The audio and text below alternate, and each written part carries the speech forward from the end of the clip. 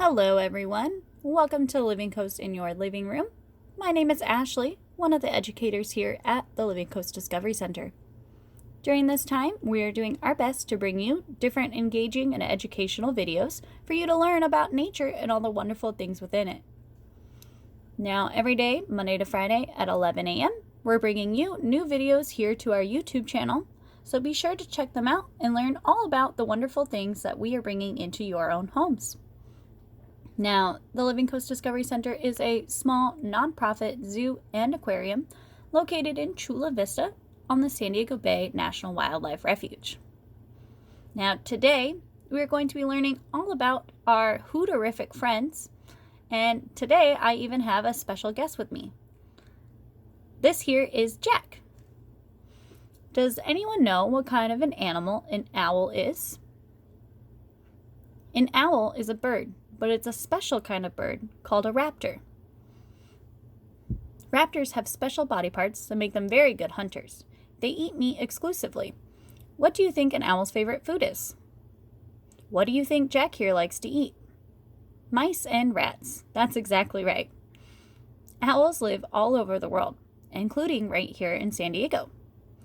There are over 200 species of owls, and 19 of those live in North America. San Diego is home to at least 8 different species of owls. While there are many different kinds of owls, there are some things that all owls have that set them apart from other birds of prey. And that is what we are going to be focusing on today. So the first thing we're going to talk about is going to be owl feathers. Owl feathers generally are going to aid in their camouflage. So they have distinct coloration patterns to help them to be able to hide or blend in. Now, what color do you think my friend Jack is here? Let's get a nice close-up view. Jack is a nice mixture of brown and black, gray, and even white. Does this color pattern look like anything to you? Does it resemble anything you might think of in nature?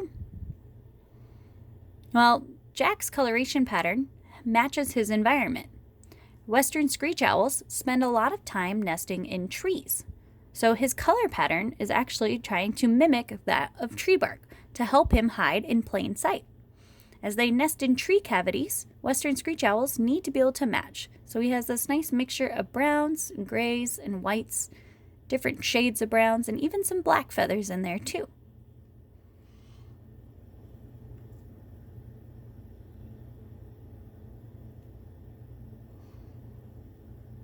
Now, another thing that owl feathers have that is different is the ability to fly silently. When Jack here opens up his wings and flaps them, you wouldn't be able to hear it. This is extremely important for hunting different prey at nighttime. As Jack is a nocturnal bird, he needs to be able to sneak up as quietly as he can to be able to find his food source. Other birds open their wings and they flap and they make swooshing sounds. Jack's wings wouldn't do that.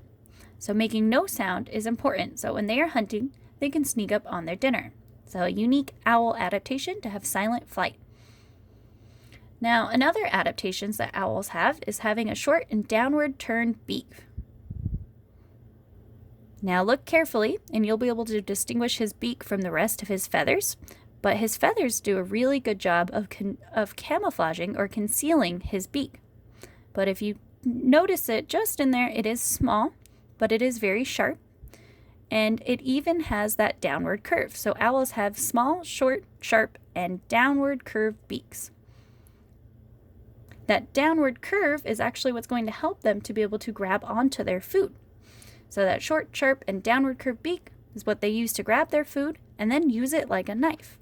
So owls have short, sharp, and downward curved beaks. Now, another adaptations that owls have is going to be their talons. Look closely at my hand here, and you may be able to see Jack's talons. Owls have 4 toes, with each one having a talon or claw on it. Owls use their powerful talons to capture their prey, so then they can use their sharp downward curved beaks to grab on. Now, another adaptation that owls have is going to be their excellent eyesight.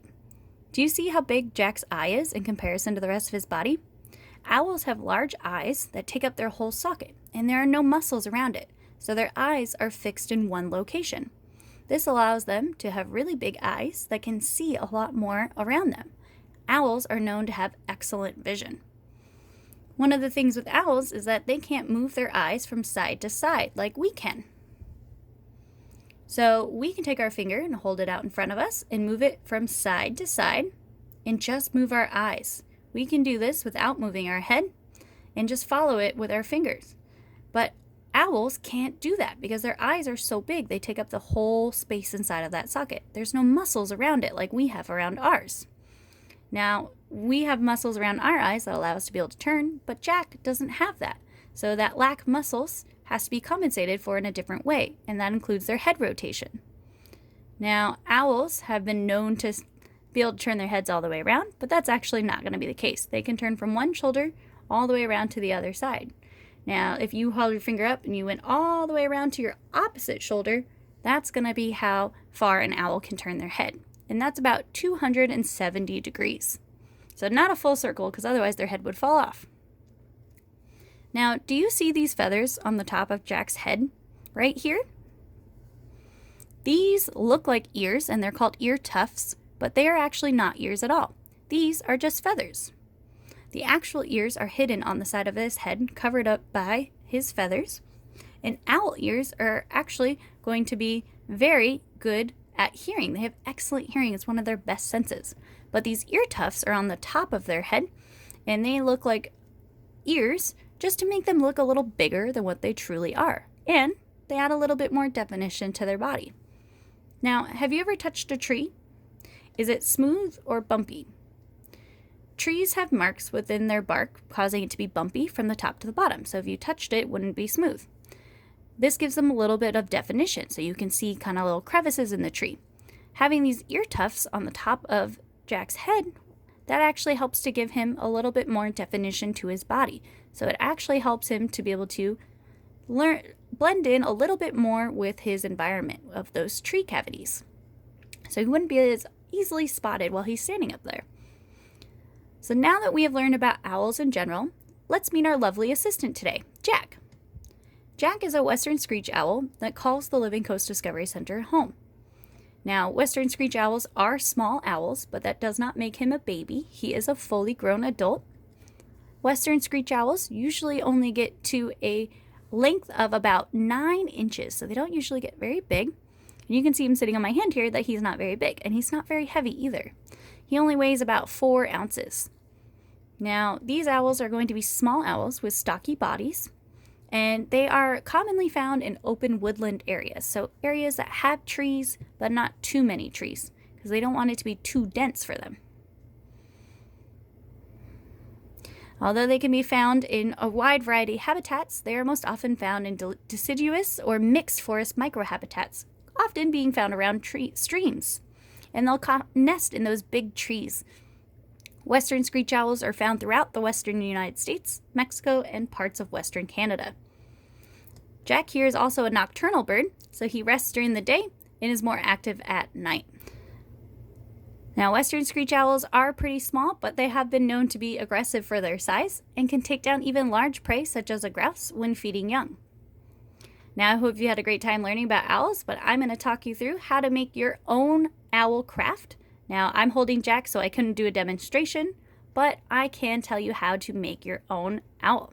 So what you're going to need is some materials like construction paper, googly eyes, a toilet paper roll, pair of scissors, and maybe even some markers, as well as some glue.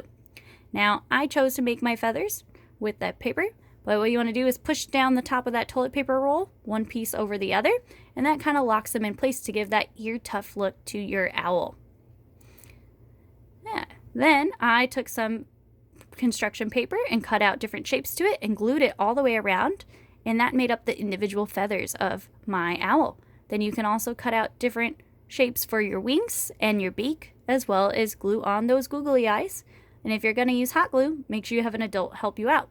Now, you can use markers to do this, like I didn't do, but that's okay. There's different ways for you to make it. Now, I hope you've had a great time learning about owls today, and we'll see you next time on Living Coast in Your Living Room.